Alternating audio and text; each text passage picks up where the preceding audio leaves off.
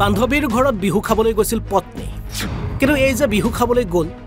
গ'ল যে গ'লেই আৰু ঘূৰি নাহিল আগতেও যায় মই মানে ঘৰত নাথাকো মই বাহিৰত কাম কৰো এতিয়া ঘৰত নথকা অৱস্থাত মোক কৈছে যে মই লগৰ ছোৱালীজনী বিহু খাবলৈ ঘৰলৈ যাওঁ মোৰতো ঠিক আছে যা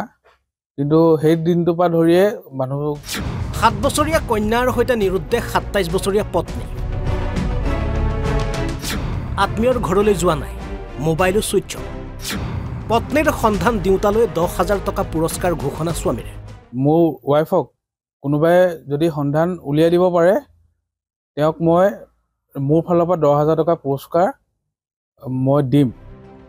স্বামী কৰ্মসূত্ৰে ঘৰৰ বাহিৰত থাকে কন্যা সন্তানৰ সৈতে ঘৰত থাকে পত্নী 4 দিনৰ পূৰ্বে স্বামীক ফোন কৰি বান্ধৱীৰ ঘৰলৈ বিহু খাবলৈ যাওঁ বুলি কৈছে আৰু তেতিয়াৰে পৰা খা খবৰ নাই পত্নী কন্যা পত্নীক কাখত নাপাই এতিয়া শোকত ভাঙি পৰিছে তিতাবৰৰ নআলিৰ স্বামী আবিদুল ইছলাম আৰক্ষীৰ কাষ চাপিছে যদিও পোৱা নাই পত্নীৰ কোনো সন্ধান সেয়ে স্বামীয়ে পত্নী কন্যাৰ সন্ধান দিওঁতালৈ ঘোষণা কৰিছে 10,000 টকাৰ পুৰস্কাৰ কোনোবাই পত্নীৰ সন্ধান পালে 8453390247 এই নম্বৰত যোগাযোগ কৰিবলৈ আহ্বান জনাইছে কিন্তু আজিতো যোৱা 4 দিনৰ পৰা মোৰ পত্নী আৰু মোৰ কন্যা সন্তানটি ধৰি লওক বিহু খাবলৈ যাওঁ বুলি কৈ ঘৰৰ পৰা ওলাই গৈছিলে কিন্তু আজিলৈকে মানে ঘৰলৈ ঘূৰি অহা নাই তেওঁ নিৰুদ্দেশ হৈ আছে এজাহাত দিছো থানাত মানে সব তেওঁলোকে চাই আছে তথাপিতো মই অসমৰ ৰাইজক এটা আহ্বান জনাওঁ যে মোৰ কন্যা সন্তানটি আৰু মোৰ ৱাইফক কোনোবাই যদি সন্ধান উলিয়াই দিব পাৰে তেওঁক মই মোৰ ফালৰ পৰা 10,000 টকা পুৰস্কাৰ মই দিম যদি মোক অকমান সহায় কৰক আপুনি আপোনাৰ যে পৰিয়ালবৰ্গ আছে আত্মীয় আছে দূৰ-দূৰণিত আপোনাৰ বংশৰ মানুহ আছে তেওঁলোকৰ লগত যোগাযোগ কৰিছে নি কৈছো সকলোৰে ঘৰত কৈছো কাৰো ঘৰলৈ তেনেকে যোৱা নাই বুলি কৈছে বিচাৰ খুচা কৰি আছে কৰি আছো এনে কি সন্দেহ কৰিছে আপুনি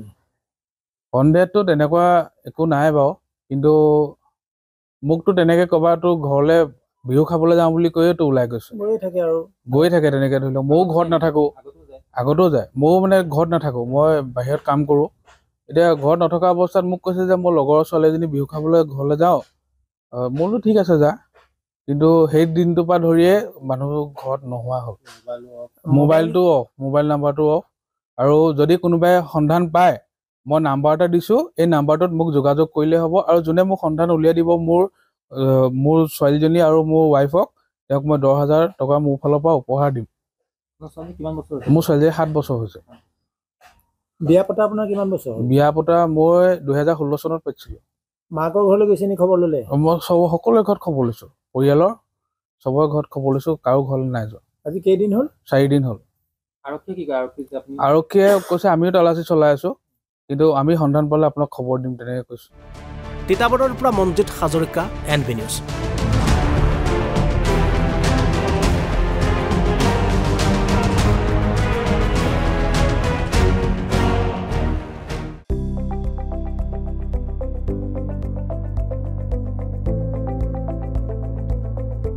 NB নিউজ